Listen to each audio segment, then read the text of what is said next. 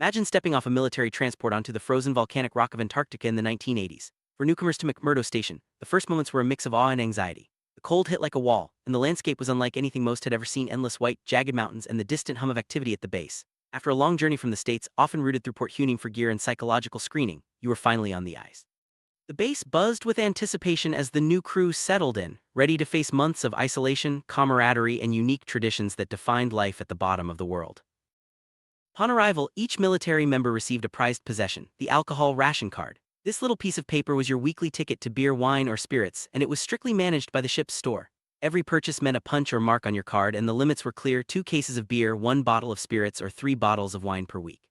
The ration card was more than just a way to control consumption. It quickly became a form of currency and a symbol of status within the McMurdo community. Alcohol ration system was designed to balance morale and discipline. Each week you could buy up to 2 cases of beer, 48 cans, plus a bottle of spirits or 3 bottles of wine. These limits were set by the Navy under Operation Deep Freeze and were meant to prevent hoarding and excessive drinking in private. The rules fluctuated over the years, but in the 80s this structure was the norm. For many, the weekly trip to the ship's store was a highlight, and the anticipation of that next punch on the card was real. Not everyone used their full ration, and that's where the barter economy thrived. Non-drinkers or those saving up for a party would often trade their unused punches for favors, labor, or even entertainment. The ration card became a powerful bargaining chip, and stories of creative trades, like a week's worth of beer for a custom haircut or a helping hand, were common. This informal economy added a layer of social interaction and resourcefulness to life at McMurdo. To discourage solitary drinking, the Navy established on-base bars like Gallagher's and Southern Exposure. These venues became the heart of McMurdo's social scene, where people gathered to unwind, share stories, and enjoy a drink in a monitored environment. The bars were lively, filled with laughter, music, and the occasional bizarre challenge or performance. Social drinking was encouraged as a way to build camaraderie and keep morale high during the long, dark months. Access to all 3 clubs, Gallagher's enlisted, Southern Exposure officers, and the Kiwi Club at Scott Bay, was the ultimate social achievement. Each club had its own vibe. Gallagher's was rowdy, Southern Exposure offered a touch of class, and the Kiwi Club was legendary for its hospitality and better beer. Having friends in the right places, like the base barber or a nurse from Scott Base, could open doors and make you part of an exclusive circle. The clubs were where friendships were forged and unforgettable nights were had. New Zealanders at Scott Base, affectionately known as the Kiwis, were famous for their warmth and creativity. Their club was a haven for Americans seeking a change of pace, better beer, and a more relaxed atmosphere. Friendships with Kiwis, especially those with connections in Christchurch, were highly valued. The Kiwi Club was also known for its inventive costumes and lively participation in McMurdo's biggest events, making it a key part of the station's social fabric. Stories from the 80s are filled with tales of creative trades and legendary characters. One such figure was the sailor journalist, known for performing bizarre stunts in exchange for spare ration punches. At bars like Gallagher, entertainment was often improvised, with people willing to do almost anything for a few extra beers. These stories became part of the lore, passed down to new arrivals and adding to the station's colorful history. Every October, McMurdo came alive for the infamous Halloween Grand Parade. This event marked the transition from the winter overcrew to the summer influx, with temperatures sometimes reaching a balmy 35 degrees F. Costumes ranged from the creative to the outrageous, and fire trucks were transformed into parade floats. The Kiwis joined in, bringing their signature flair and making the parade a true highlight of the season. It was a rare moment of celebration before the hard work of summer began.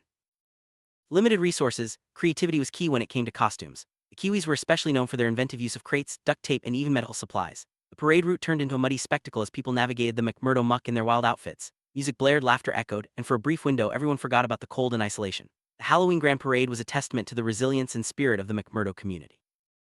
Gossip traveled fast at McMurdo, sometimes faster than the wind. With everyone living in close quarters, news and rumors spread quickly, whether about relationships, trades, or the latest antics at the clubs. The McMurdo grapevine was a source of both amusement and frustration, and it played a big role in shaping the social dynamics of the station. Navigating this web of information was a skill every resident had to master. Sourcefulness wasn't limited to costumes. When a Kiwi barber with dreams of singing asked for help making a demo tape, the station's audio techs rose to the challenge. Using whatever equipment they could find, dual cassette decks, reel-to-reel recorders, and makeshift microphones, they created a makeshift recording studio. The result: Pat Bennett covers echoing through the dorms and a new legend born on the ice. These moments of creativity brought a touch of the outside world to the frozen South.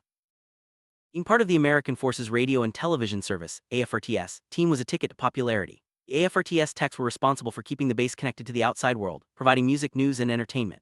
With access to the best equipment, they could help friends record music, set up parties, and even slip custom tracks into the on-air rotation. Their skills and connections made them some of the most sought-after people on base. 80s saw a major leap in technology at McMurdo.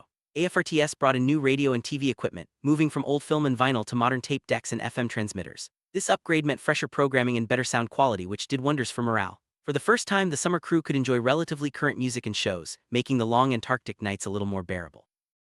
A place where isolation was the norm, music became a vital companion. The AFRTS team curated playlists, played requests, and sometimes even featured local talent. Whether it was blasting 80s rock during the Halloween parade or providing a soundtrack for late-night gatherings, music helped bridge the gap between the ice and the rest of the world. It was a lifeline for many, offering comfort and connection in the harshest environment on Earth. Every closed community has its legends, and McMurdo was no exception. One of the most persistent rumors was that you could purchase companionship for the price of a full, unpunched ration card. In reality, the barter economy was more about camaraderie and resourcefulness than anything else. Still, these stories added to the mystique of life on the ice and were often retold with a wink and a nod. Perhaps the most legendary punchline of all was the idea that the true price of companionship was your entire paycheck. With nowhere to spend money and all essentials provided, cash lost its value on the ice. The joke highlighted the absurdity of the Antarctic economy, where a slip of paper could mean everything or nothing. It was a reminder that, in such an isolated place, human connection was the most valuable commodity.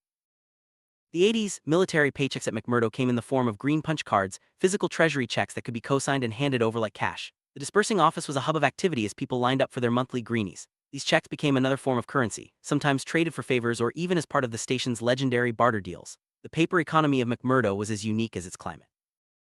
Monthly ritual of collecting your paycheck from the dispersing office was a reminder of just how different life was on the ice. With no direct deposit, everyone received a physical check which could be co-signed and traded. The process was both formal and informal, with the occasional rumor of checks changing hands at the clubs. It was a system built on trust, necessity, and a bit of Antarctic ingenuity.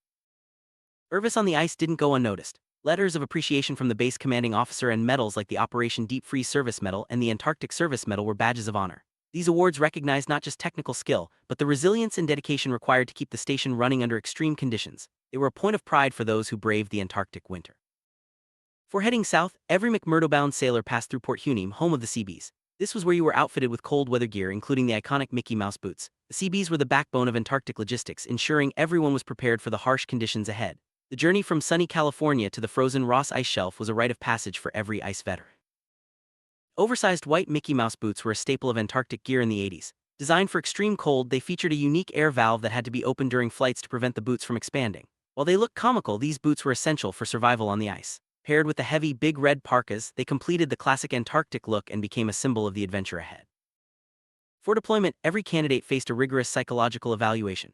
The Navy used tests like the MMPI to screen for ice-manic tendencies, ensuring only those with the right temperament would make it through the long, dark winter. The process included tricky questions and a stress interview designed to provoke a reaction. Passing the psych eval was as much about keeping your cool as it was about mental health.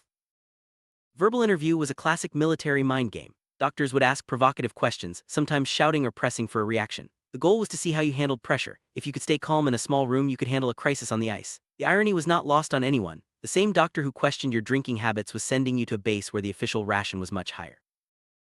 Landing at McMurdo for the first time was unforgettable. The blast of Antarctic air, the crunch of volcanic gravel underfoot, and the sight of the sprawling base set against a backdrop of endless white. For many, it felt like arriving on another planet. The transition from the familiar world to the stark reality of the ice was both thrilling and daunting, marking the beginning of an extraordinary adventure. October was a unique time at McMurdo, known as WNFLY, the Winter Fly-In.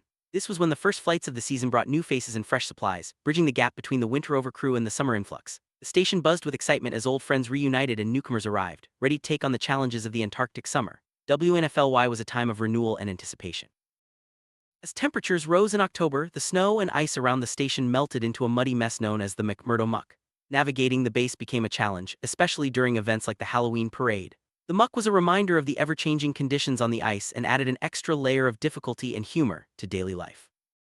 Each club at McMurdo had its own traditions and rivalries, but at the end of the day, everyone was part of the same tight-knit community. Whether you preferred the rowdy atmosphere of Gallagher, the refined vibe of Southern Exposure, or the laid-back Kiwi Club, the clubs were places to unwind, connect, and share the unique experience of life on the ice. In a place where military grooming standards still applied, the base barber was one of the most well-connected people on station. The barber's chair was a hub for news, gossip, and social networking. Friendships with the barber could open doors to exclusive events and clubs, and in some cases even lead to creative collaborations, like recording demo tapes for aspiring singers. Having a friend in the medical team, especially one with ties to Christchurch, was a major asset. Nurses were not only essential for health and safety but also served as a bridge to the outside world. Their connections could help with everything from securing supplies to arranging travel, making them invaluable members of the McMurdo community. With months of darkness and isolation, entertainment was crucial for morale. The AFRTS team worked tirelessly to keep the music playing, the TV shows running, and the news flowing. Special events, movie nights, and live performances were eagerly anticipated, providing much-needed relief from the monotony of station life. Improvisation was the name of the game when it came to entertainment. From spontaneous karaoke nights to talent shows and comedy acts, everyone was encouraged to participate. These performances brought the community together, showcasing hidden talents and creating memories that lasted long after the season ended. Humor was a survival tool on the ice. Jokes about ration cards, paychecks, and the absurdity of Antarctic life helped everyone cope with the challenges. The ability to laugh at yourself and the situation was essential, and the best stories were often those that poked fun at the unique realities of McMurdo. Resourcefulness was a prized trait at McMurdo. Whether it was fixing equipment with spare parts, creating costumes from scrap materials, or setting up a recording studio with whatever was on hand, ingenuity was celebrated. The ability to adapt and make do with limited resources was key to thriving on the ice. Earning the Antarctic Service Medal was a badge of honor. It recognized not just the hardship of surviving the extreme environment but also the contributions made to the mission. The medal, especially with the wintered overclasp, was a symbol of resilience, dedication, and the unique bond shared by all who served on the ice. Receiving a Navy Achievement Medal nom for service at McMurdo was a testament to technical skill and dedication. Whether it was for installing new communications equipment, repairing a satellite dish in a whiteout, or keeping the music playing during a blizzard, the nom recognized those who went above and beyond to keep the station running smoothly. The 80s were a time of transition at McMurdo, with old wooden buildings giving way to modern structures and new technology changing the way people lived and worked. The sense of adventure remained, but the base was slowly becoming more regulated and corporate. Veterans of the era often look back with nostalgia at the freedom and camaraderie that defined their time on the ice. Alcohol policies at McMurdo have changed dramatically since the 80s. Today, limits are stricter and alcohol sales at bars have ended. The days of trading ration cards and enjoying open-door club policies are gone, replaced by tighter controls and a focus on safety. These changes reflect a broader shift in the culture of Antarctic research stations. Despite the changes, the legacy of the 80s lives on in the stories, traditions, and memories of those who served. The camaraderie, resourcefulness, and sense of adventure that defined the era continue to inspire new generations of ice veterans. The tales of ration cards, club rivalries, and legendary parades are part of the rich tapestry of McMurdo's history. At its core, life at McMurdo in the 80s was about community. The challenges of the environment brought people together, forging bonds that lasted a lifetime. Whether through shared hardship, creative collaboration, or simple acts of kindness, the sense of belonging was what made the experience truly unforgettable. The lessons learned on the ice went far beyond technical skills. Adaptability, resilience, and the ability to find humor in adversity were essential. These qualities served veterans well long after they left Antarctica, shaping their approach to challenges in every aspect of life. Typical day at McMurdo in the 80s was a blend of hard work, camaraderie, and moments of levity. From early morning equipment checks to late-night gatherings at the clubs, every day brought new challenges and opportunities for connection. The rhythm of life was shaped by the environment, the mission, and the people who called the ice home. As the season drew to a close, there was a sense of accomplishment and anticipation. The return flights to Christchurch marked the end of one chapter and the beginning of another. Veterans left with medals, stories, and friendships that would last a lifetime. The memories of life on the ice remained vivid, a testament to the unique experience of serving at McMurdo. Looking back, veterans of McMurdo in the 80s remember not just the challenges but the sense of purpose and belonging. The experience shaped their lives in profound ways, teaching lessons about resilience, teamwork, and the value of community. The ice left its mark on everyone who served, creating a bond that endures long after the snow has melted. The true spirit of McMurdo Station in the 80s was one of adventure, resilience, and community. Through long winters, wild celebrations, and everyday challenges, the people of the ice created a legacy that lives on. Their stories remind us of the power of human connection and the extraordinary things that can happen when people come together in the most unlikely of places.